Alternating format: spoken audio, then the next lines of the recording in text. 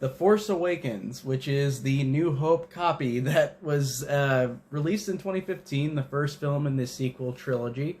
And it's interesting because looking at The Force Awakens again, my thoughts have not really changed that strongly on Force Awakens. Honestly, I still really love the hell out of it. I think it's awesome. But I look at it different in the fact that this is a New Hope copy.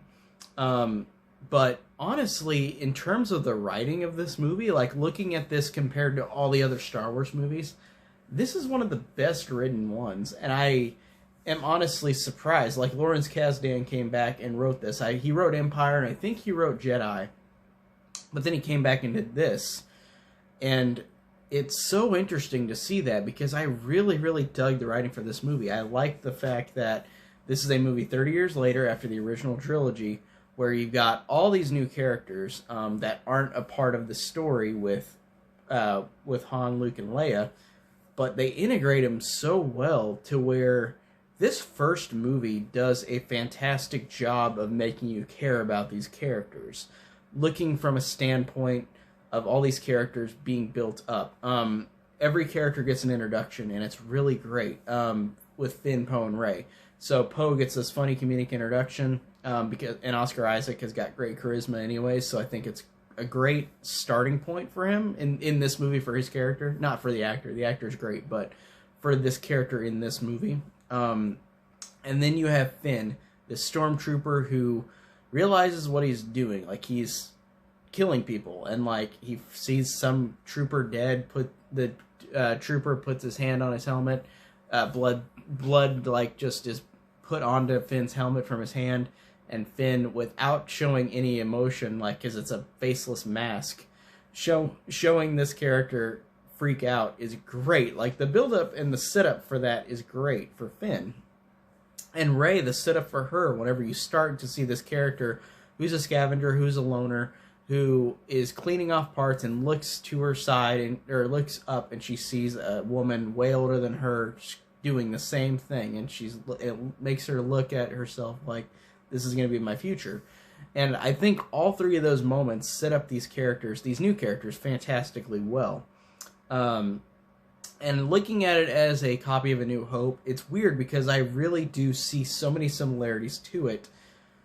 But it's one of those cases where it's so similar to A New Hope, but it is so different as well. Like, these characters are really fascinating, and I think they're very well written into this story, that I can forgive the being similar to A New Hope. Like, you could see the basis of it, making it very simple. The prequel trilogy was a little more complicated. Not very much more complicated, but in the way of it not being a just adventure story. Like, that one had a little bit more character development to it, I think, honestly, if I'm being honest, between that and the original trilogy. And then this goes back to basics. It is a movie about resetting up this world, setting up these characters, and again, the writing is so fantastic, building them up into this world, and I think that is genuinely one of the best parts of The Force Awakens. I love that about it. I love all three new characters. Even though Poe is not as important in this one, he's at the beginning, he's at the halfway point, and then he's at the end. He's a cocky pilot, and that's great for the next movie, for Last Jedi, setting up that he's going to fail in the beginning of The Last Jedi. Like, he's going to fail and has to learn a lesson.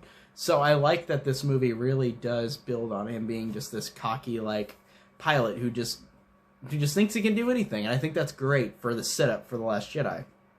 But looking at these characters, like I said, you already feel just sympathy for him immediately, or empathy for him.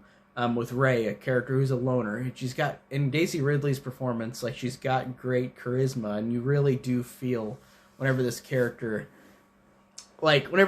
does stuff, like, you really do feel for her, and just, it works very, very well. She's longing to want her parents to come back, because they're gone, like, she doesn't know where they're at. And she takes that kind of with Han Solo, because Han Solo becomes the one who joins Rey and Finn. And he becomes kind of like the figure of, like, he's going to take her out of this place, but she wants to go back because she's afraid her parents will come back for her. And I just really love that writing. That's so great. And I really like how Finn is just running away the whole time. Like, Finn is like he thinks that nobody understands. Like, we're gonna all die if we stay here. Like, they're gonna kill us. And that scene between Rey and Finn, one of my absolute favorite scenes in the movie, and it shows how great of an actor John Boyega is, where he goes and he's about to leave whenever they're at that Takodana place, where they meet Maz Kanata, where he's about to leave with these people, like he's gonna escape, and Rey's like, "What are you doing? Like, you can't leave." Like, and I love how Finn reveals the truth to her, because the whole time he's saying like he's resistance and he's not. I love this scene because he says, "I'm not resistance. I'm not a hero.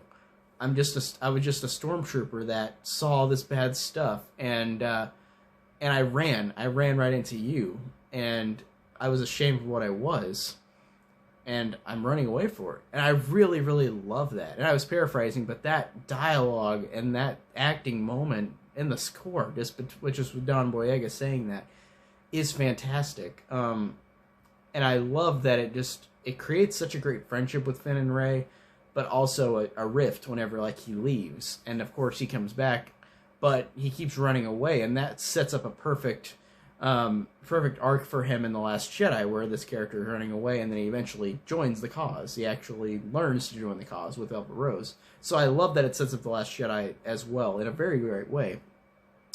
So like I said, Rey and Finn are just instantly likable. You feel empathy for him. Poe's great, but he's not in the movie as much. Han Solo, I love the fact that Han Solo is in this, but he's a character that has not changed since the original trilogy. He's still what he is. He still does all the stuff he does, and he has gained a son, Kylo Ren, where he has run away from his problems, which is typically what Han Solo did. So I really love that connection.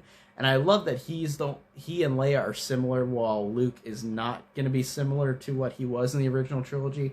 I think that made it more interesting for Luke. But in this, I feel like Han Solo would never change. He's too arrogant. Like, I like that he doesn't change in this movie. He's so important to this movie. And again, how well it's written. It's so important to where his son is the villain. And whenever he has that confrontation with him and he gets killed by his own son, that moment is just incredible because it just builds so well on it. And I really love having Harrison Ford back. It's great. And Carrie Fisher's great too, but she's not in the movie that much. Again, like Poe, she's more important in The Last Jedi.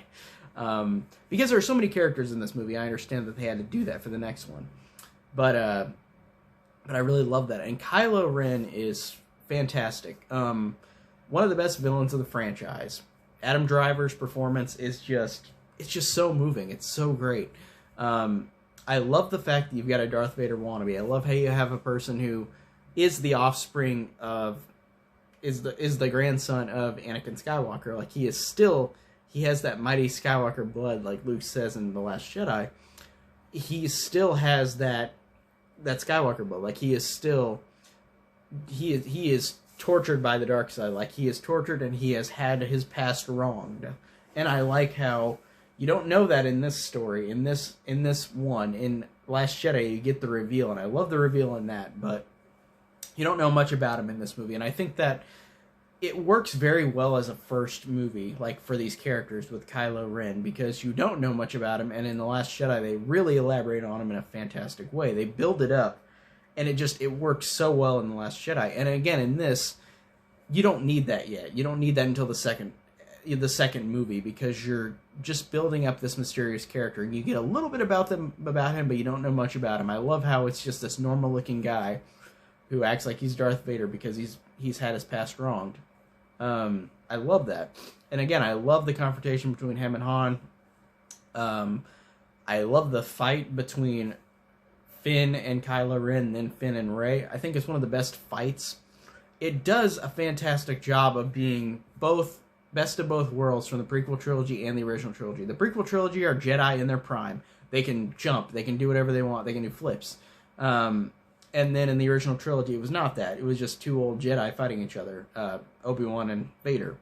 So in this one, it is these people who are inexperienced. It is Kylo Ren, this guy who puts on a tough face, but he is not intimidating whenever you realize what he is. And then you've got Finn and Rey, who have never used a lightsaber before, but then they just like the way they do it is just very well done. Like the way they attack him and try to fight him. Like Rey does a lot of like stabbings, but like it keeps screwing her over whenever she's fighting him.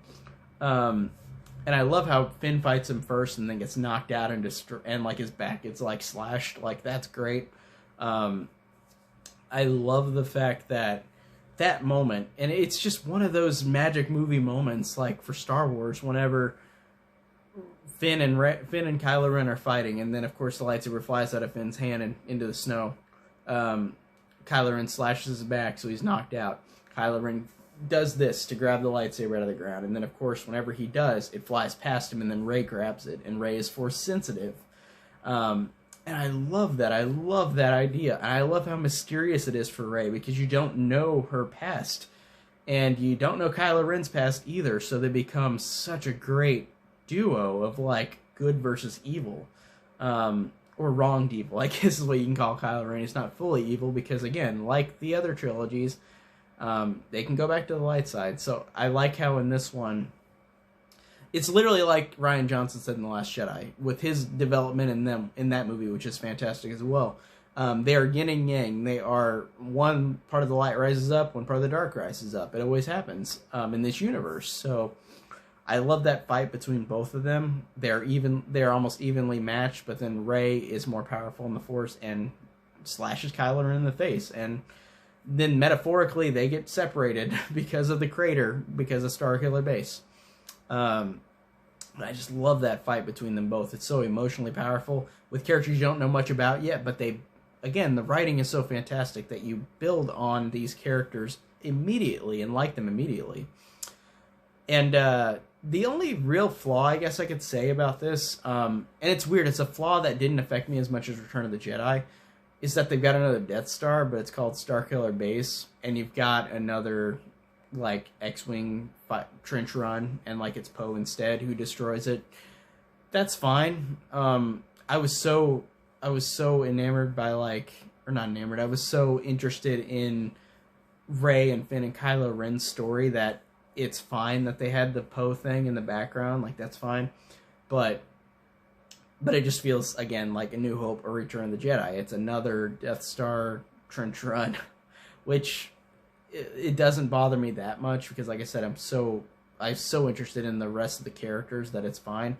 But it's definitely not a negative, but it's definitely a nitpick.